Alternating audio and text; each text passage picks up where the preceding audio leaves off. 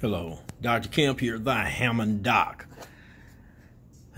I've completed this project now with the new input plug installed, all the wires where they're supposed to be, components where they should be in here.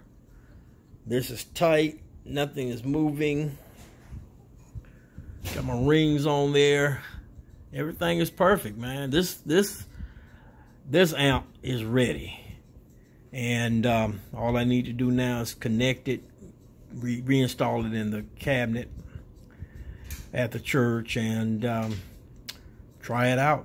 It should be perfect. All right, till the next video, Dr. Kemp, the Hammond Doc, on this Leslie 122 amplifier. Till next time, peace out.